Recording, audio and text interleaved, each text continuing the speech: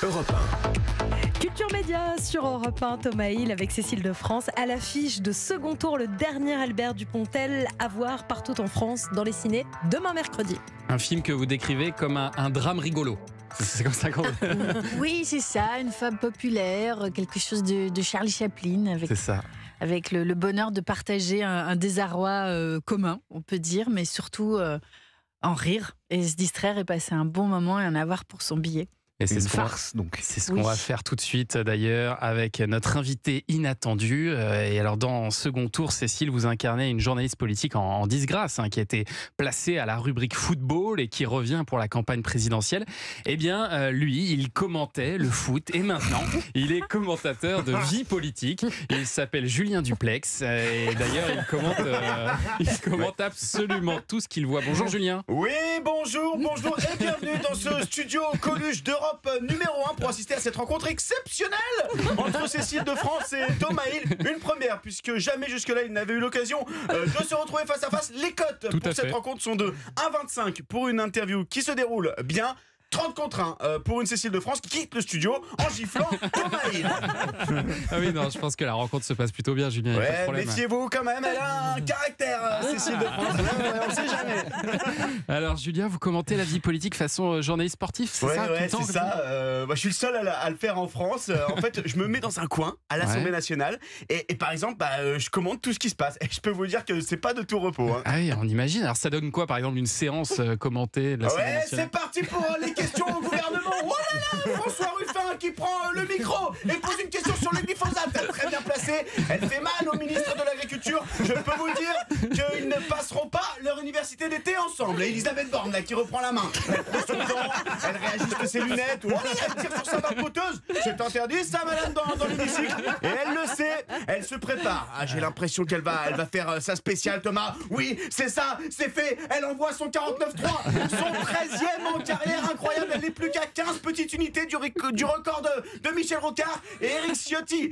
Lui aussi applaudit assis à côté de... Non, on me dit qu'il n'est pas assis, il est debout. Autant pour moi.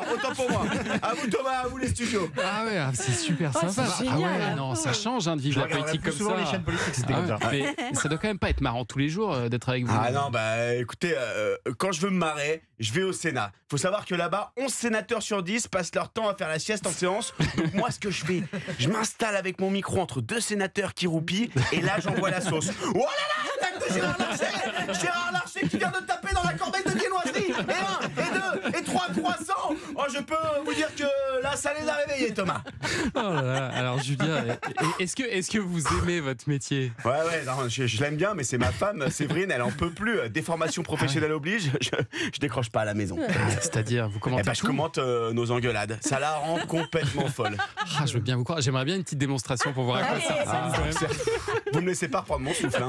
Et Séverine qui rentre du travail et qui démarre avec un reproche sur le lave-vaisselle qui n'a pas été vidé par les enfants et qui poursuit avec 3 critiques sur ma mère qu'elle ne supporte plus. Séverine, oh c'est moche, elle me fait un doigt d'honneur, un deuxième. Oh ça c'est le genre de geste qu'on n'aime pas voir dans une cuisine.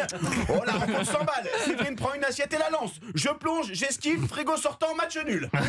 C'est formidable ça. Ça doit quand même être un peu pénible sur la longueur, non, de vivre avec... Mais je me soigne. J'ai un traitement à base d'infusion de cheveux de Nelson Montfort et de décoction de poils de Matou. Des poils de chat ? Non, des poils d'Hervé Matou. D'ailleurs, c'est un peu galère à récupérer. Si un jour vous le recevez, Anissa, si vous pouvez lui arracher une petite touffe, sûr, vous la avec mettez de côté, plaisir. c'est sympa. Évidemment. Ouais, Julien, je voudrais pas abuser du coup, mais j'ai une petite requête. Si vous deviez faire un petit commentaire sur notre invitée, Cécile de France, ça donnerait quoi ? Allez, on y va. Cécile de France, 1m73, un gabarit idéal pour dominer de la tête et des épaules le cinéma tricolore qu'elle rejoint en 2001 après avoir évolué dans le championnat belge. 2 ans plus tard, elle remporte son premier trophée au terme d'une rencontre avec peu d'action et beaucoup de temps mort. Oui, c'était les Césars. Un petit coup d'œil sur ses stats. Eh bien, écoutez, elle tourne une moyenne de 0,13 films par an avec Cédric Clapiche et compte déjà 6 sélections au César en attendant un 7e pour second tour. Joueuse complète, il lui manque juste un peu de boulard pour espérer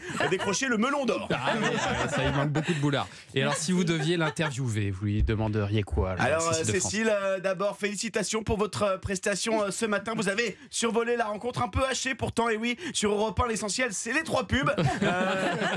Alors, est-ce que pour second tour, votre objectif, c'est de prendre les promos les unes après les autres? Oui, totalement. C'est magnifique, un Merci match à vous. après l'autre. Merci Julien Bravo. Duplex. Bravo. Et bravo à Pierre-Antoine Dancourt, c'était formidable. Je vais vous avoir tous les jours dans cette émission. Non, mais on veut ça. Les commentaires comme ça, c'est Moi, je le veux dans ma poche tous les jours avec moi. bien sûr, bien sûr. Commenter Commenter la vie. Ouais, commenter la vie.